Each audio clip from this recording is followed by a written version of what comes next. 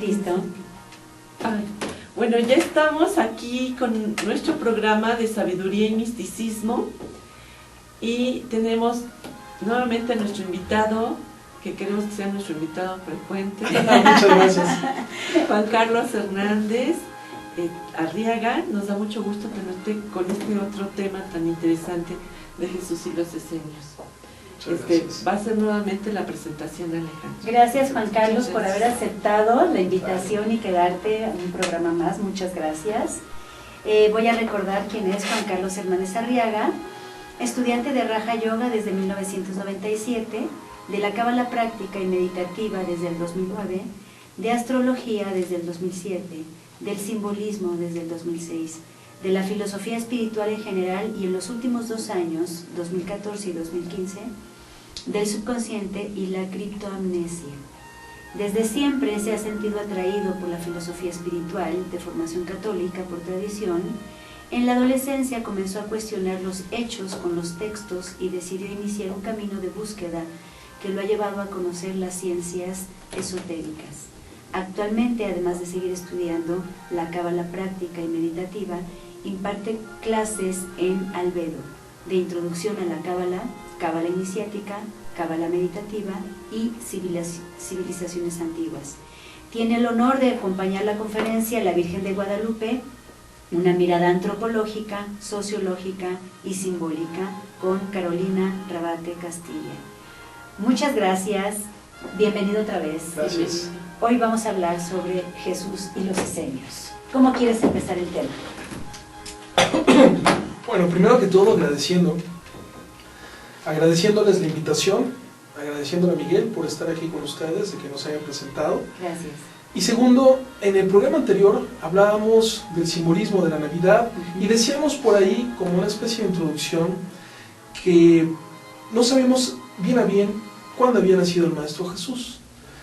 Entonces, en el mismo contexto, ahora viene el 6 de enero, vienen los Reyes Magos, en el mismo contexto es bien interesante saber que hay formas en las que sí podemos encontrar verdades que yacen en lo profundo de nuestro subconsciente. Y de hecho, de eso se trata. Hoy vamos a platicar un poco más de Maestro Jesús, una historia muy poco contada. Y lo vamos a hacer desde la perspectiva de la criptoamnesia. Pero para ello, quisiera que comenzáramos con lo que es la criptoamnesia. En esta primera imagen que tenemos en pantalla, pues observamos la imagen tradicional de un paciente cuando hace psicología o hipnosis clínica, donde nos acostamos regularmente en un sofá, aunque puede ser en el lugar donde estemos cómodos, y viene el psicólogo y nos empieza a ayudar a... Bueno, primero entramos en trance, después estamos en como si estuviéramos dormidos, y nos empieza a ayudar a ir atrás hacia los recuerdos. Uno de los pacientes más importantes o más conocidos o más famosos, sin lugar a dudas, es Edgar Cayce. Hace casi 100 años, Edgar Cayce hizo una revolución de todo el conocimiento que teníamos cuando él tiene un accidente, se golpea en la cabeza y no logran atinar cómo curarlo. Entonces le recomiendan ir con un psicólogo, le hacen hipnosis clínica y ya cuando está en trance, cuando está dormido, empieza a recordar el momento exacto del accidente, dónde se pegó y cómo curarse. Así es. Y después empieza a recordar la Atlántida, la Limuria, esas civilizaciones antiguas, ¿no? Y empieza a dar un montón de información y de mensajes. La gente regularmente cuestiona el trabajo de Cayce porque decía, es una sola persona, probablemente sus abuelos le platicaron esto, se quedó en su subconsciente. Más adelante viene Dolores Cannon, estoy hablando ya de los 60s, viene Dolores Cannon y ella junto con su esposo, que también era psicólogo, tiene un accidente su esposo. Y entonces están en alta mar, pues deciden hacer hipnosis clínica para saber qué pasó. Y de manera accidental logran bajar al subconsciente, de manera, en anatomía oculta se le considera el cerebelo como la puerta al subconsciente. Así es. El cerebelo Dat, ¿no? En Cábala. Y en esa puerta al subconsciente logran bajar a un nivel no explorado por nadie. La primer nivel de subconsciente, decía Dolores Cannon, es donde se guardan todos los recuerdos desde, mucha atención, desde el momento en que estamos en la gestación. Porque tradicionalmente se dice, no, nuestro primer recuerdo es cuando nacemos. No, es desde que estamos en el vientre de nuestra madre, e incluso a nivel de hipnosis regresiva, desde el momento en que nuestros padres sembraron la idea. A nivel de espíritu se hace una especie de como matriz espiritual, y ahí se empieza a desarrollar la idea. Ahí traemos ya el embrión como lo estamos pensando, y ya después encarna y forma cuerpo. Wow. Desde entonces tenemos en ese primer nivel. En el segundo nivel está el recuerdo de todas nuestras vidas pasadas en la tierra como humanos. En un tercer nivel está el recuerdo de todas nuestras vidas pasadas en diferentes formas, como animales, como plantas o como elementos. Hay quien tiene, por ejemplo, el recuerdo de que fue una piedra, entonces, o que fue viento, o que fue agua, ¿no? Y ¿sí? La piedra es bien interesante porque dicen, ¿y cómo es la vida ahí? Todo es muy lento. Y muy pesado. Ustedes se quejan porque los ponen presos en una prisión y no se pueden mover. Imagínate lo que ser piedra. Exactamente, ¿no? Y hay gente que tiene recuerdos de ser aire, de ser agua. Sí. Esto es bien interesante porque todo tiene espíritu. Hay un cuarto nivel donde ellos accesaron, donde se está el recuerdo de todas nuestras vidas pasadas en diferentes planetas y en diferentes formas. Así es. Hasta que lleguemos al recuerdo primigenio, que es esta primera chispa de luz que surge del primer ser. Wow. Que es lo que nosotros conocemos como Dios, que en física es este gran toroide. Ellos desarrollaron esta metodología y a lo largo de los siguientes 50 años, hasta el año pasado que dejó el cuerpo Dolores Cannon, hizo miles de regresiones. Dentro de esas miles de regresiones, agrupó toda la información y realizó 17 libros. Dos de ellos son muy importantes. El primero es Jesús y los Esenios, y el otro es Ellos caminaron con Jesús. Ahora sí, con base en esto y lo que ya conocemos como criptoamnesia, así lo definía Dolores Cannon, como es el lugar más escondido de nuestros recuerdos. Por eso es cripto, la palabra cripto. Y cripto proviene mucho de las criptas. Recuerden que en anatomía oculta nuestro cuerpo es un símil de una iglesia o de un templo. Entonces la cripta es la que está justamente debajo del altar, ¿no? Del santo de los santos, el cerebelo, y ahí es donde se resguarda todo. Sí. Por eso viene la parte de cripta. Ahí donde están nuestros recuerdos más profundos. Bueno, ahora sí, con base en ello, hice una investigación porque, aparte de la hipnosis clínica con algunos pacientes que tenían recuerdos muy interesantes, su metodología era viajar de 50 en 100 años hacia atrás, y de pronto se encontraban cosas que ella consideraba interesante y empezaba a hacer investigación.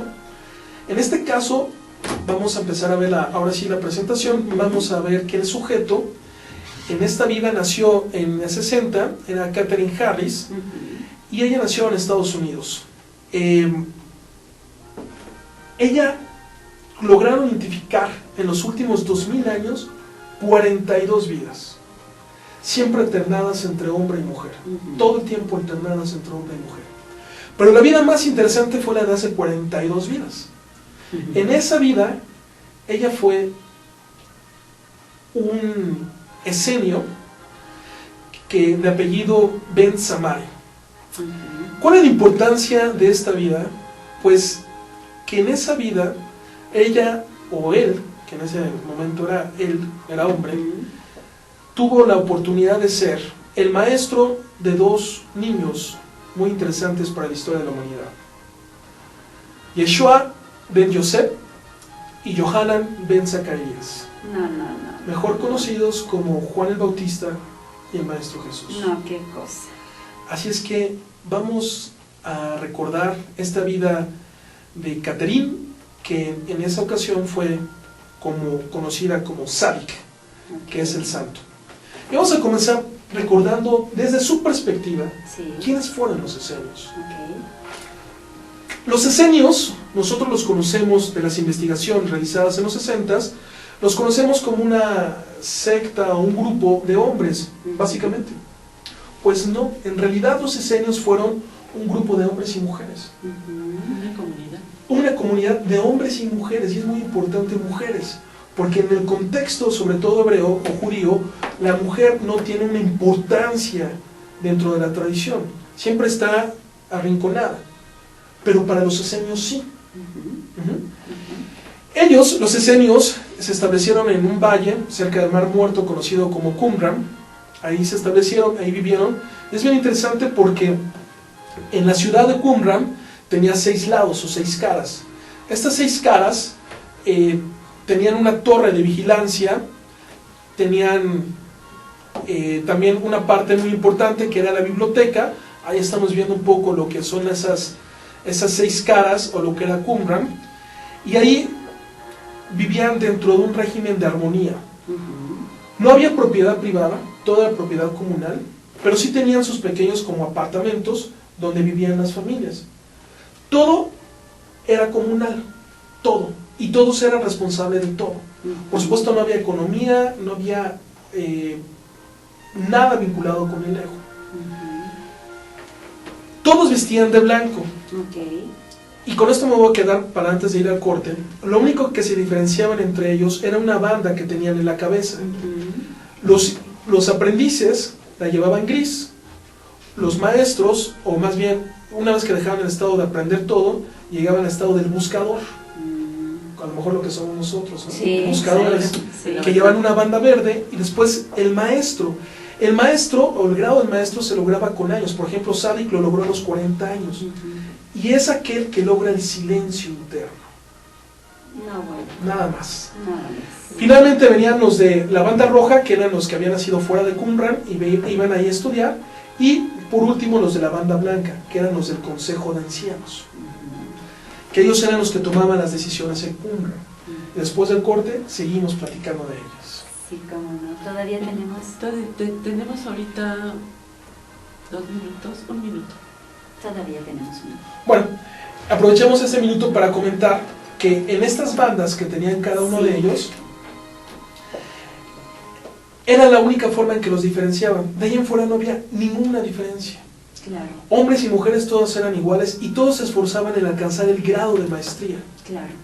Cuando comparaban entre uno y otro, por ejemplo, en esta pregunta que hacía Dolores Cannon, oye, ¿y entonces cómo es que vas a poder equilibrar, por ejemplo, el trabajo de un agricultor con el de un astrólogo? Es muy sencillo. Cada quien está logrando la maestría en lo que está estudiando. Y entonces se comparten de maestro a maestro. Así es. Y no hay para nada mejor. Es cada quien en su tema se convierte en maestro. Así es. Sí, Sócrates, siglo V antes de Cristo, también ese era su método, la mayéutica, que era la interactuación entre todos, ¿no? Así es. Entonces, pues es maravilloso. Entonces, ahora sí, yo creo que sí vamos a un corte y regresamos. Regresamos, gracias.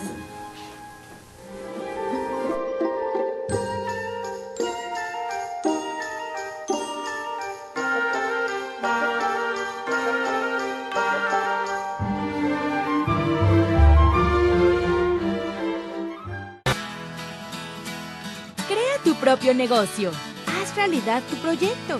Comparte ideas para ganar dinero. Impulsa y entrena tu talento. Procura emprendimientos rentables y con futuro. Empieza hoy.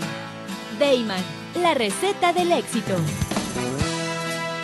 Dayman, por más de 7 décadas y con presencia en más de 9 países, se ha consolidado exitosamente como una empresa que desarrolla, fabrica y distribuye colorantes, saborizantes y productos alimenticios por excelencia.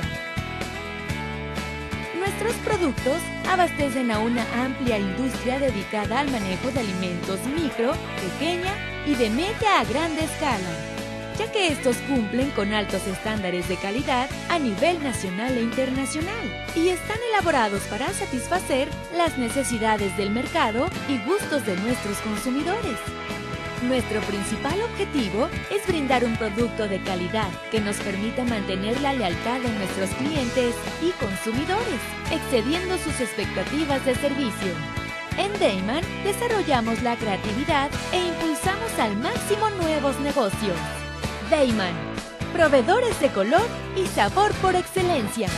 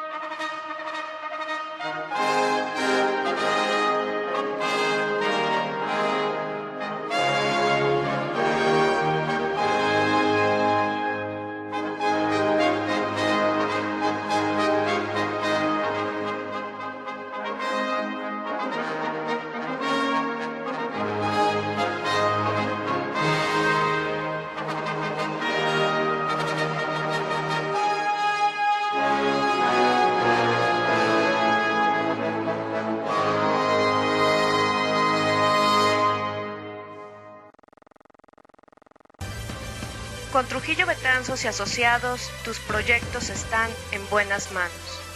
Trujillo Betanzos y Asociados te ofrece servicios de fe pública en materia mercantil, asesoría legal, contable, fiscal y de negocios, litigio civil y mercantil, evaluación y asesoría financiera y área académica. Porque nuestros clientes son nuestros mejores amigos.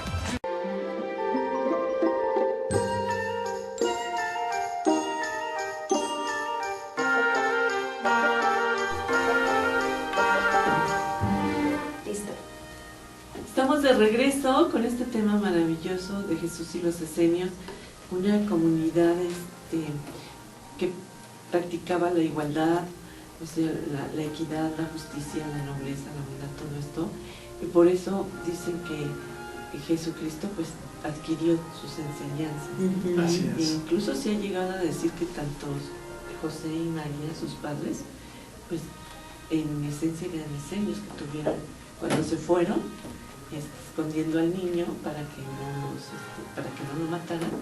Ellos estuvieron con ese escenas, muy interesante. Entonces se me hace sensacional que nos traigas este tema. Pues ahora lo vamos a ver. Perfecto. Vamos a retomar este viaje en Qumran. Ajá. Estábamos mencionando un poco lo que era su ubicación geográfica, un poco cómo era su organización social, y algo bien interesante es cómo era su iluminación. ¿Por qué es interesante? Bueno, porque había dos formas de iluminar sus casas. Una era con estas lámparas de aceite, que son conocidas para todos, sobre todo en la Hanukkah, ¿no? En los templos de los judíos, etc. Pero la otra, ustedes me dirán, era con cristales, con piedras. Wow. Se iluminaban. ¿Les suenan familiares los cristales o las piedras? Bueno, claro. Sí. La Atlántida se iluminó con cristales. Wow. Entonces, esto es bien interesante porque el maestro de los esenios les llevó estos cristales para iluminarse. Ajá. Paulatinamente vamos a ir obteniendo otros datos que nos conectan esta información con las civilizaciones antiguas. Okay. Vamos a pasar a la siguiente, por favor. La forma de gobierno era muy interesante, sobre todo hoy en día, porque mencionábamos hace rato que la última banda que se tenía era una blanca que la utilizaban los ancianos. Y se conformaba el Consejo de Ancianos. Es muy interesante porque el Consejo de Ancianos, cuando lo hablamos en inglés, es de Elders Council, ¿no? Este mismo consejo se acaba de formar hace unos menos de 10 años y teniendo a la cabeza las principales figuras a nivel internacional, como Nelson Mandela, como algunos expresidentes, y de parte de México está Ernesto Zedillo, Ponce de León, en este Consejo de Ancianos, que de una u otra forma se reúnen con toda la experiencia de vida que tienen para ir estableciendo el rumbo que tenemos como humanidad. Wow. Este Consejo de Ancianos se replica en todas partes de la humanidad, en todas partes del globo terráqueo. siempre en las tradiciones indígenas, entre comillas, siempre hasta arriba existe un consejo de ancianos quienes toman las decisiones, ¿no? Aquí en México pues es conocido como los abuelos. El consejo de abuelos. El consejo correcto. de abuelos. Así es. En algunas comunidades indígenas. Sí. Vamos a pasar a la siguiente lámina, por favor. Hasta ahora me acuerdo que se llamaba lámina. Me quedé con el anglicismo, ustedes perdonen. Muy Bueno, bien. le pregunta Dolores Cano, Sí. ¿y ustedes tienen algún tipo de arma? Y dice Sadik, no. Entonces, ¿cómo se defienden? Bueno, tenemos nuestras formas. Ellos tenían lo que nosotros conoceríamos ahora como armas sonoras. Y esas armas sonoras, obviamente cuando llegaban gente a invadirlos, las conectaban y hacían que se fueran, ¿no? Eran tan estridentes que hacían que se retiraran. Luego hace una pregunta bien interesante, sobre todo para nosotros. ¿Ustedes hacen sacrificios animales? ¿Por qué las vamos a hacer? Claro. ¿Por qué vamos a matar lo que Yahweh ha creado? ¿Por qué lo vamos a hacer? Si Él nos creó a todos, no podemos, un hermano, no lo podemos matar. Eso es muy interesante porque la tradición que tienen los esenios es muy distinta a la que tienen los judíos.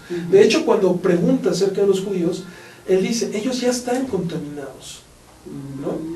Por algunas otras tradiciones paganas que tienen esta visión de construir a los dioses, etc. Recordemos que los judíos, en todo este viaje errante que tienen por el mundo, llegan momentos en los que están, por ejemplo, con los babilonios o con los romanos y empiezan a perder sus tradiciones. Esta no fue la excepción, ¿no? Entonces los esenios se mantenían de una forma más estoica, tal vez, pero también más solemne, de acuerdo a sus tradiciones. Entonces ellos no mataban a ningún animal. Cuando hacían un holocausto o cuando hacían una dedicación, la hacían, y ojo, para los que hacemos rituales, la hacían con incienso, particularmente de sándalo, porque el sándalo abre los chakras, ¿no? Entonces así se podían comunicar. Otros detalles interesantes acerca de los esenios y en Qumran es que era una tradición de ellos, recordemos que ellos estaban en el desierto, era una tradición de ellos que todo visitante, en esta visión de humildad, los recibieran con un baño en los pies, el lavatorio en los pies.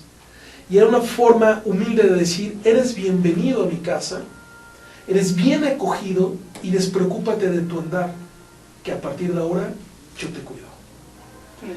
Por eso se les limpiaban los pies, por eso se les daba de comer, por eso se les daba de beber, por eso se les daba descanso. Porque era una demostración de amor, de hermandad, en el que ahora ya no te tienes que preocupar por nada, yo te cuido, ¿no? De ahí viene la tradición del lavatorio. Otra de las tradiciones, regresamos todavía al anterior, otra de las tradiciones importantes que tenían, cuando le preguntan acerca de los rabinos, si era bueno o no casarse, decían, pero por supuesto, el hombre, y ya lo vimos en el programa anterior, el hombre nació para estar con la mujer. En unión. Entonces, los rabinos tienen que casarse, ¿no?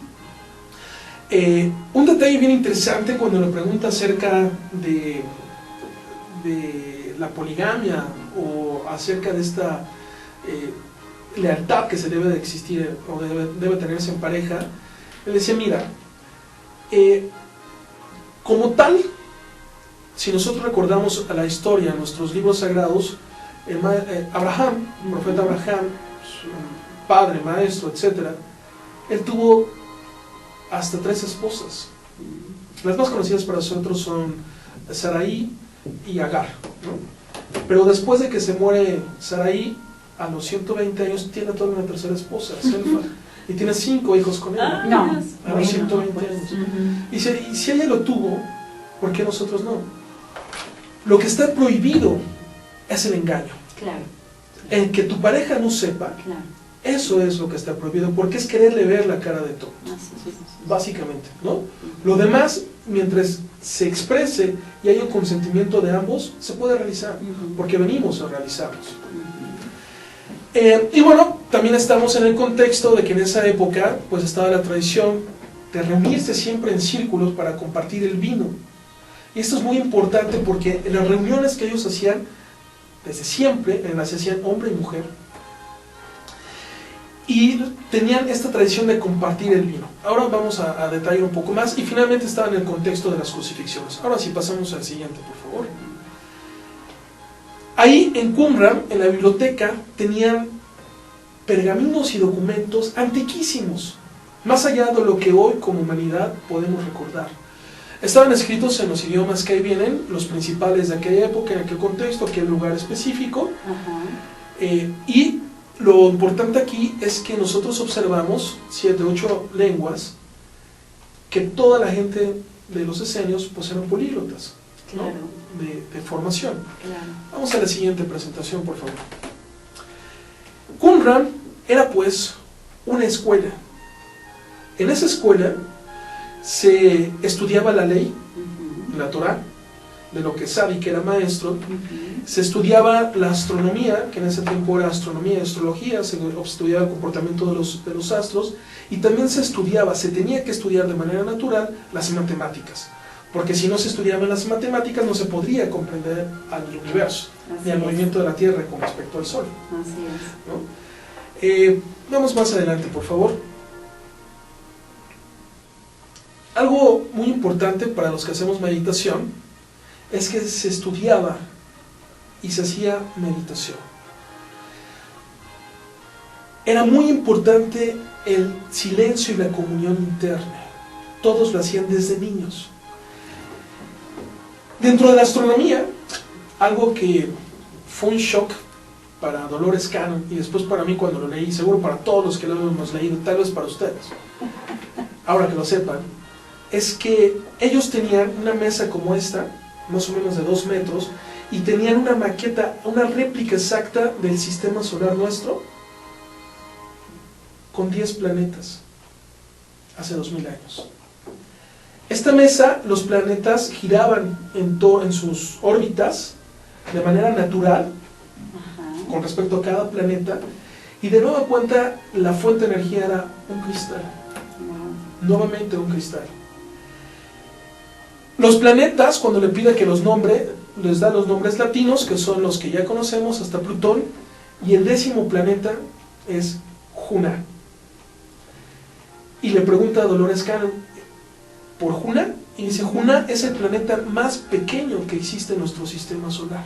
¿Qué cosa? Está después de la órbita de Plutón, y ahí está. Oye, ¿y ustedes lo alcanzaron a ver? Ellos tenían, como ahora, una especie de telescopios, muy en su forma. ¿Ustedes lo alcanzan a ver? No, ese conocimiento nos lo dieron los Kalú, nuestros maestros, los que fundaron la comunidad de los esenios.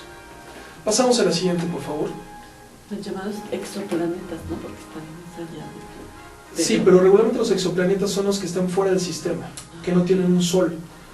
Este es un planeta que está dentro de nuestro sistema solar. En cuanto a chakras, para nosotros que estamos en esta tradición occidental, pues solo conocemos 7 chakras y son los que buscamos despertar. Los esenios tenían 9 chakras, 2 chakras más en el pecho y un 10º chakra, que estaba reservado solo a los grandes maestros. Este 10º chakra, ustedes me disculparán, no se los puedo comentar, porque está reservado, y es que es muy peligroso conocer su ubicación, conocer el chakra y despertarlo. Él mismo decía, Sadik, cuando se despierta este 10º chakra, la gente se puede volver loca, Sí. porque es justo lo que nos conecta, como el subconsciente, lo que nos conecta con el super yo o supra yo, la supraconciencia, y lo que nos conecta con el universo. Así es. Si no tenemos una formación previa, No no podemos conectarnos con él. Es demasiada información. Porque entonces empezamos a ver todas las dimensiones, todas Sí. las densidades, todos los seres que existen ahí, y como no tenemos un bagaje previo, nos podemos volver locos. Así es. Por eso nos activa este chakra, por eso está cultura reservada. Así es. Pasamos a la siguiente, por favor. Ahora bien, hace rato hablábamos de la Cábala. Hay 2 libros muy interesantes, el libro de Enoch y la Cábala per se. Por cierto, esenio significa Holy One, o santo. Ambos libros fueron pasados por los Kalú. Y es como la 3ª o 4ª vez que hablamos de los Kalú. Finalmente le pregunta a Dolores Cannon, ¿y quiénes son los Kalú? Bueno, los Kalú son los que ustedes conocen como los Atlantes. Cuando la Atlántida cae, los sacerdotes, que nosotros ya conocemos por copas o calú, se van en diferentes lados y son estos maestros de todas las tradiciones que van dejando su conocimiento en diferentes culturas. Por eso es que todas estas tradiciones que hace rato hablábamos tienen muchos factores en común. Visten de blanco, están en las orillas del mar o en las montañas y regularmente tienen conocimientos que nosotros no tenemos, ¿no? Básicamente es por ello. Ahora sí, ya que tenemos todo este contexto de lo que fueron los esenios y lo que fue Qumran, todo lo que fueron, vamos a conocer esta parte de Yeshua ben Yosef. Y comenzamos por la estrella de Navidad. Yo como astrólogo, en nuestras discusiones siempre hemos puesto los argumentos en la mesa y decimos, bueno, es que fue una conjunción de Júpiter con Saturno. Júpiter la expansión, Saturno que pone las reglas. Por eso es que es el nuevo maestro, porque viene a poner toda la normatividad para la evolución de la humanidad. No, es que fue, por ejemplo, ahora, ¿no?, que ve un cometa, que por cierto va a volver a pasar. No, es que fue un cometa anunciando. Bueno, ¿qué fue lo que realmente pasó? Es fantástico y maravilloso. Está Sadik haciendo la regresión y lo lleva a Dolores Cano en un momento trascendental y dice, es de noche, estoy con mi papá y estamos viendo las estrellas.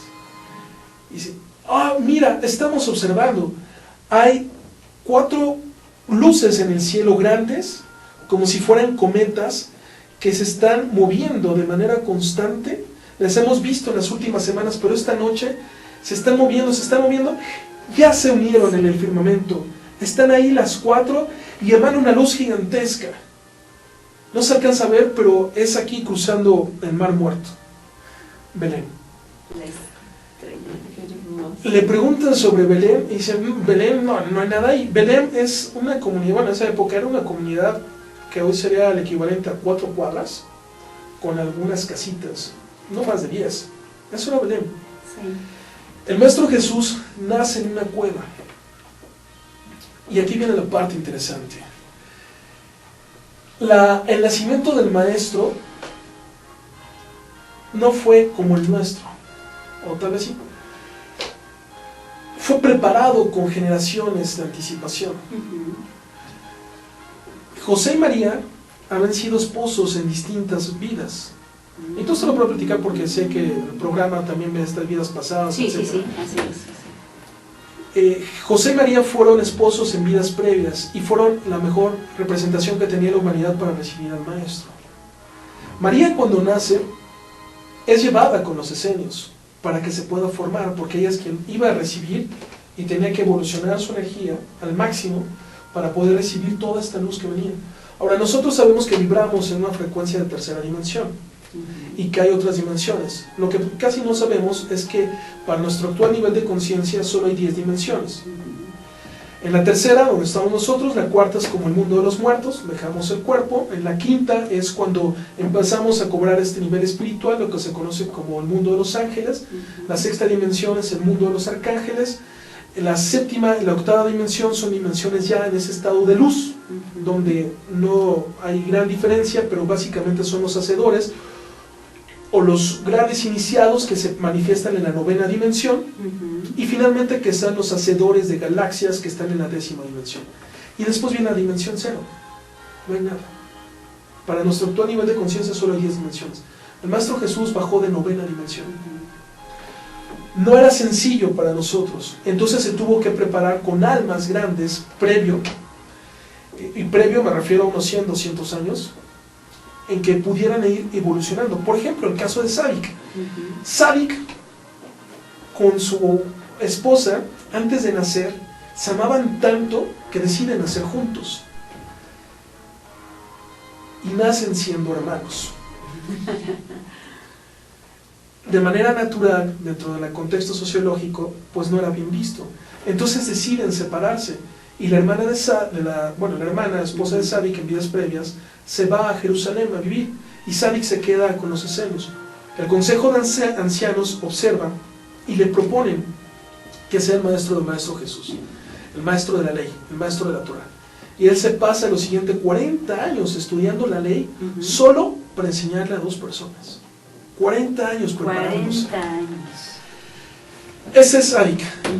Bueno, después de que viene la anunciación o de que viene la estrella de Belén, viene y se deposita en una cueva. Las cuevas en esa época se utilizaban también como pesebres y se utilizaban, ahí resguardaban a los animales, y ahí es donde nace el Maestro Jesús. Lo siguiente...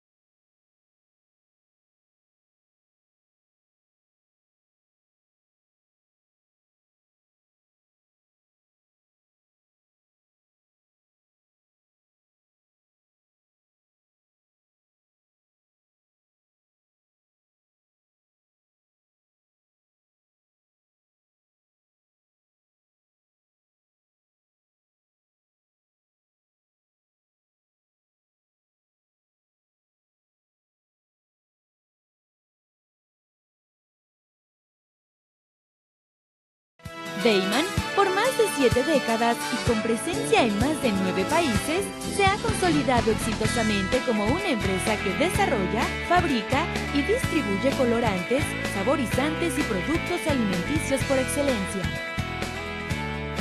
Nuestros productos abastecen a una amplia industria dedicada al manejo de alimentos micro, pequeña y de media a grande escala, ya que estos cumplen con altos estándares de calidad a nivel nacional e internacional y están elaborados para satisfacer las necesidades del mercado y gustos de nuestros consumidores.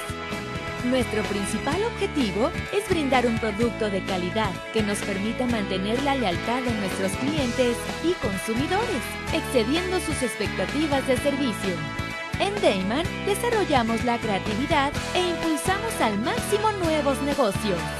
Deiman, proveedores de color y sabor por excelencia.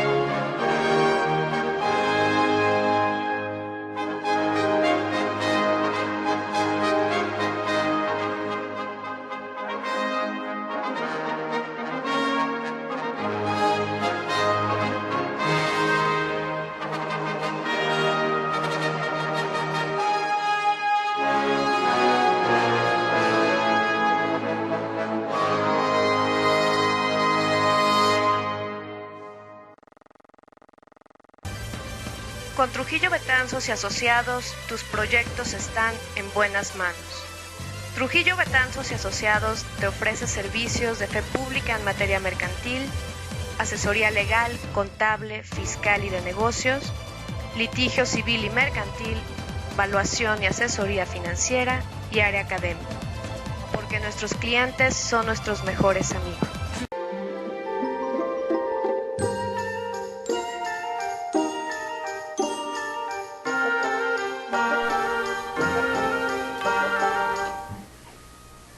Estamos de regreso en el programa de Sabiduría y Misticismo con este tema tan bonito de Jesús y los Esenios que nos los está platicando aquí nuestro invitado, un investigador sensacional.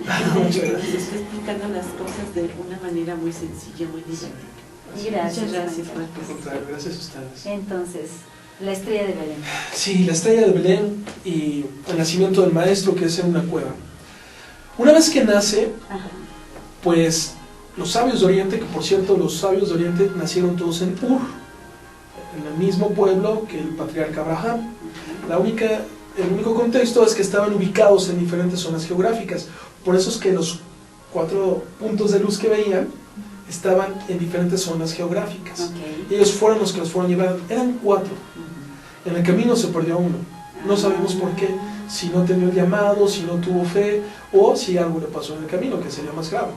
El tema es que los 3 llegan, Ok. y llegan con Herodes. Esa historia ya nos la sabemos.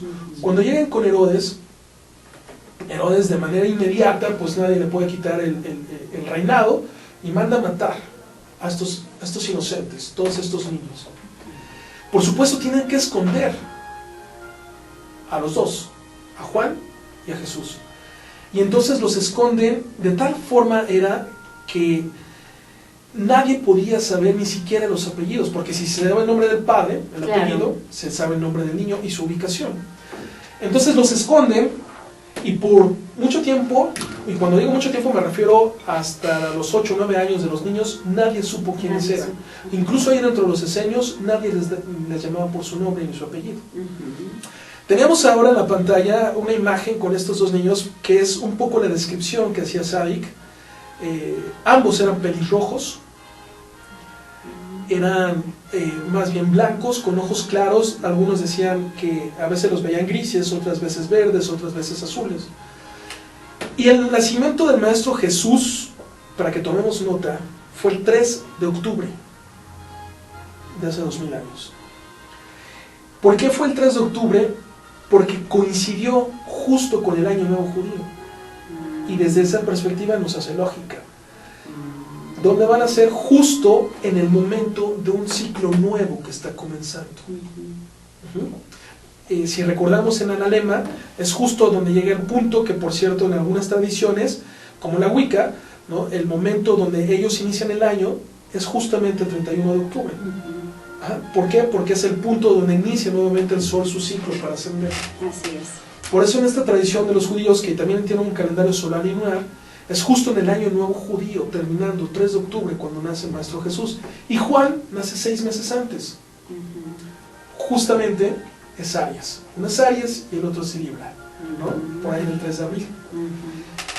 Bueno, vamos a continuar. Yeshua ben Yosef, entonces, que es el verdadero, bueno, el nombre hebreo del Maestro Jesús, hace un viaje iniciático. Este viaje iniciático inicia justamente con los esenios. De los 2, en realidad ellos los esconden y llegan a los 2 a los 4 años, y ya se quedan ahí en Qumran a los 4 años. Se quedan de los 4 hasta los 14 años, en las que logran la maestría. Ojo, Sadik lo logró a los 40 años. Sí, no. Ellos lograron ser doctores en la ley a los 14 años, los 2. Sí. Nada más para que tengamos una idea de la capacidad intelectual que tenían. Hoy les llamaríamos niños índigo, Sí. niños cristales, Sí. por su gran inteligencia. Bueno, después narra Sadik que Yeshua se va con su tío, primo de María, José de Arimatea, se va por todas las partes conocidas. Y aquí podemos referirnos a Platón, a Pitágoras, que en ese contexto tenía que hacer el viaje iniciático, que era Asia Menor, Sí. que era Egipto, que era la India, que era el Tíbet. Todos hacían ese viaje. Sí, todos. Y de hecho, es bien interesante, esta es la única parte, vamos a pasar, esta es la única parte que no pertenece a las regresiones de Dolores Cannon, sino a un evangelio que se conoce como el Evangelio de San Isá. El Evangelio de San Isá lo descubre aparentemente un ucraniano hace menos de 200 años, allá de 1858, haciendo sus viajes. Ahora les doy el nombre, Nicolás, ahora les doy el apellido, y él se encuentra este evangelio, que es muy interesante porque narra qué ocurre en la vida del Maestro Jesús, Nicolás Notovich. Y él narra que primero llega a la India. Regresamos 2 láminas, por favor. Primero llega a la India, y cuando está ahí cuando está ahí en la India, estudiando los Vedas, etc., él observa que el estrato, bueno, como es muy clasista, ¿no?, el estrato más bajo de la India no tienen acceso al conocimiento de Dios. Y entonces él decide ir a darlo. Para darlo, tiene que saltarse a quienes dirigían, y es la primera vez que lo intentan matar. Entonces tiene que salir corriendo. Y de la India pasa al Tíbet, donde pasa otros 6 años, y ahí aprende otras cosas, y del Tíbet pasa finalmente con el mundo de los persas, ¿no? Con los persas pasa una situación similar, nada más que los sacerdotes persas deciden ponerlo fuera de las puertas de la ciudad para que las bestias salvajes hagan de él. Lleva la luz de Dios y sale. Hace todo un recorrido místico impresionante. Así es. Grandes maestros. Algo muy interesante que tenía el Maestro Jesús es que él observó en su viaje que la gente que tenía el conocimiento de Dios hablaba de una forma tan rebuscada que no lo entendía. Entonces él empieza a hacer analogías con la naturaleza. Por eso es que desde entonces empieza a hacer analogías con la naturaleza. Y las siguientes 2 parábolas que vamos a ver a continuación, pasamos a la siguiente por favor, son bien interesantes. La primera es esta. Decía que los seres humanos somos como las olas del mar, en las que vamos y venimos una y otra vez a la playa, a la arena. La arena se refiere a la encarnación. La encarnación. Está hablando de las regresiones. ¿Por qué fueron quitadas las parábolas? Este tipo de parábolas, porque no iba con la filosofía que después se implanta. Claro. Sin embargo, él explica las regresiones. La siguiente también es súper interesante y habla de la cebolla. Sí. Dice que el centro de la cebolla es lo más alejado de Dios, y eso es la tercera dimensión donde estamos nosotros. Claro. Conforme nosotros vamos yendo de capas hacia afuera, nos acercamos más hacia Dios y el mundo se vuelve más sutil. Entonces nos habla hace de 2000 años de regresiones, nos habla de reencarnaciones y nos habla de dimensiones. Cosas que para nosotros ya ni pasaron siquiera. Vamos a la siguiente, por favor. Así pues, regresa el Maestro Jesús con su primo, Yohanan ben Zacarías. Pasamos a la siguiente. Y hablando de Juan el Bautista, esta regresión es importante porque se confirma lo que se suponía. Juan el Bautista es la reencarnación del profeta Elías, que fue enviado precisamente para hacer la anunciación del Maestro y de toda la misión que iba a hacer. Jesús habla con sus discípulos en la parte final. Sus discípulos eran más de 200, hombres y mujeres, y los manda por todo el mundo. Así es. A llevar su mensaje, y el mensaje es de evolución de la humanidad. Así es. Pasamos a lo siguiente. Cuando el Maestro Jesús se concentraba por todos los conocimientos que tenía, imagínense a un hombre de 30 años que tiene doctorado en la tradición judía, doctorado en la tradición hindú, doctorado en la tradición tibetana y doctorado en la tradición persa. Ese era el Maestro Jesús. Él tenía esa capacidad mística, ¿no? Lo que hoy decimos clarividencia. Por eso es que veía, se conectaba, este canal en el que hablábamos, él lo tenía muy abierto. Totalmente. Por eso es que cuando él, por cierto, el Reiki, cuando él curaba y se conectaba con el Ser Supremo de la persona que estaba curando. Por eso es que pedía permiso, él era un canal, él no era el que curaba, él se conectaba y era un facilitador. Por eso es que curaba. Y cuando curaba, su aura se encendía tanto que por eso es que se le describe con este nimbo a su alrededor. A pesar de todo, él sabía que venía la crucifixión y la aceptó, porque era necesaria para despertar la conciencia interna de la humanidad. Y logró un estado que la mayoría de los maestros ascendidos logran. Logró sacar el espíritu del cuerpo y sin otra intermediación, al tercer día logró regresar. Ese es el simbolismo de la resurrección. Y cuando le pregunta a Dolores Cannon, ¿y para qué lo hace? Para mandar un mensaje claro a la humanidad de que hay una vida después de esta y hay mucho más que aprender. Ese es el simbolismo del Maestro Jesús. Solo para terminar esta charla, cuando Dolores Cannon platica con otros seres que vienen de 10ª dimensión, es decir, la dimensión superior a la del Maestro, pregunta por qué ellos ya no son mostrados como el Maestro Jesús. La respuesta es contundente, porque ustedes los seres humanos están acostumbrados a ser instituciones de todo. Exacto. Y tienen que aprender que no necesitan a nadie más que despertar su ser interno. Así es. No hay más. Así es. Y con eso terminamos. Y con eso terminamos, porque es época de despertar. Es época de despertar. Es época de despertar. Entonces despertemos nuestra conciencia, unamos estas voluntades internas para vivir verdaderamente la conciencia del Cristo. Así es. Quisiera poner nada más la última lámina, por conciencia favor. del amor. La última. Solamente es para agradecerles. Ay, ¡qué hermoso!